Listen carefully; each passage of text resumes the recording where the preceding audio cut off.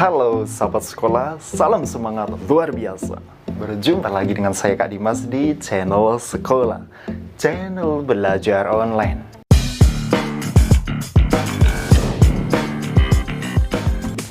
Jadi bagi kalian-kalian yang saat ini sedang belajar dari rumah, membutuhkan materi pelajaran, butuh tips trik soal-soal, butuh motivasi dan inspirasi, kalian wajib subscribe channel ini.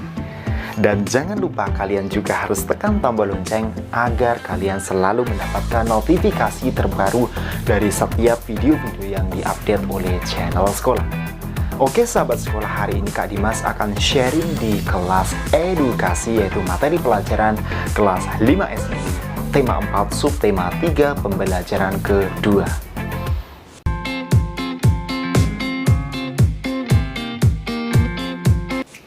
Sahabat sekolah, di pembelajaran kedua ini, coba kamu perhatikan gambar tersebut. Udin gemar membaca. Udin memiliki banyak buku cerita rakyat. Ada cerita Lutung Kasarung, Bawang Merah dan Bawang Putih, Keong Emas, dan masih banyak lagi cerita rakyat lainnya. Udin jadi mengetahui beberapa cerita rakyat dari berbagai daerah. Nah, berikut ini ada sebuah cerita dari Edo. Sore hari, Edo bermain ke rumah Udin. Edo melihat banyak buku cerita di rumah Udin. Edo bermaksud meminjam satu buku cerita yang berjudul Kancil dan Siput. Udin pun meminjami buku cerita kepada Edo. Edo bergegas pulang setelah Udin meminjami buku. Tidak lupa Edo mengucapkan terima kasih dan berpamitan sebelum meninggalkan rumah Udin. Nah, sahabat sekolah, apakah kamu juga suka membaca buku cerita? Mungkin cerita tentang hewan seperti Edo ini ya, Kancil dan Siput. Oke, kita lanjut. Nah, sahabat sekolah, sikap baik apakah yang perlu kamu teladani dari diri si Udin? Nah, Udin ini tadi menunjukkan sikap baiknya. Apa tadi ya? Apakah meminjami buku atau yang lain? Nah, sikap baik apa pula yang perlu kamu teladani dari Edo? Edo tadi apa sih? Mengucapkan terima kasih ya. Nah, ini ya, mengapa kamu harus meneladani sikap baik dari Udin dan Edo? Kamu bisa jawab di komentar video ini. Kamu bisa sharing apa ya sikap baik yang bisa kamu lakukan atau biasa kamu lakukan. Oke, kita lanjut ini. Nah, ini ada sebuah cerita bergambar. Judulnya adalah Siput dan Kancil ya ini.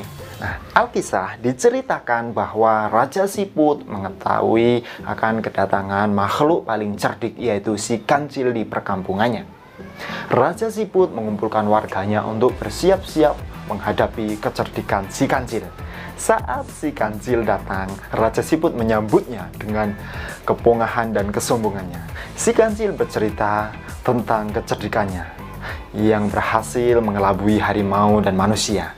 Siput yang mendengarkan kesombongan si Kancil merasa geram, ingin segera menguji kecerdikan si Kancil. Setelah mendengarkan cerita kecerdikan si Kancil, Raja Siput menyampaikan maksudnya yang ingin menguji kecerdikan si Kancil dengan menantang berlomba lari ke hulu sungai.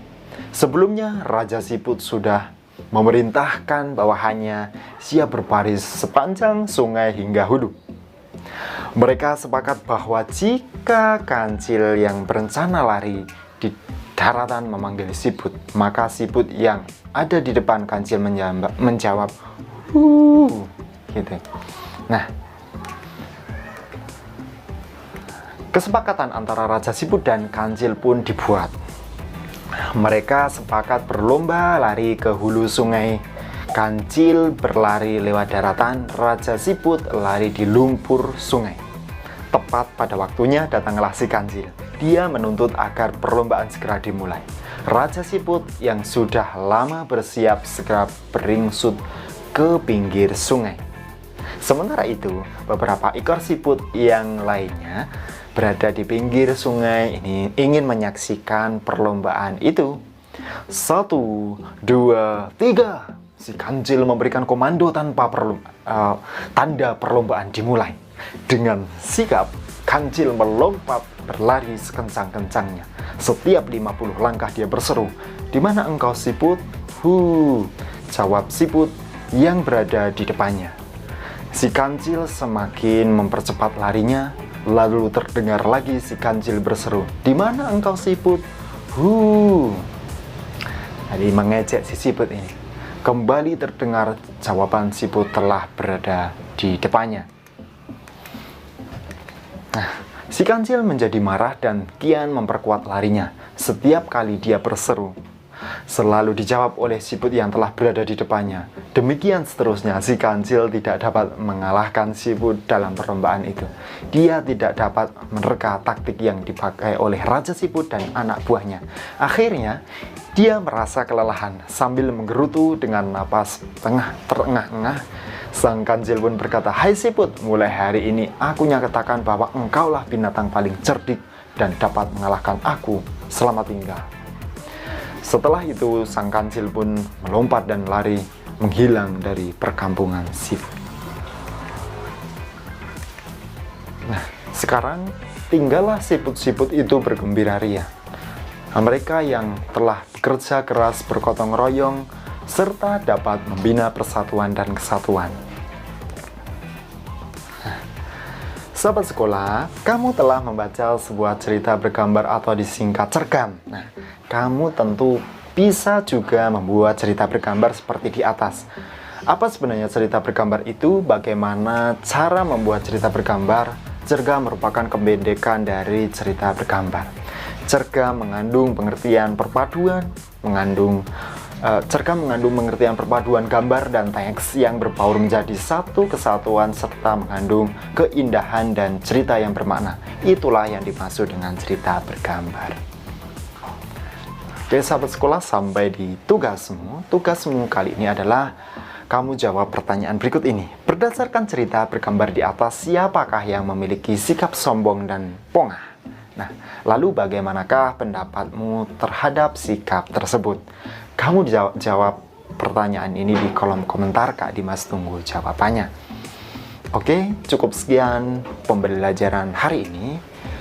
Dan video ini bersambung ke video pembelajaran berikutnya, yaitu di pembelajaran ketiga. Tetap di channel sekolah.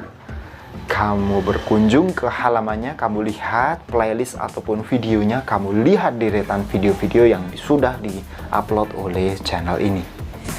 Oke, cukup sekian video pembelajaran hari ini. Semoga video ini bermanfaat bagi kamu dan belajarmu, dan semoga kamu menjadi orang yang sukses dan bermanfaat.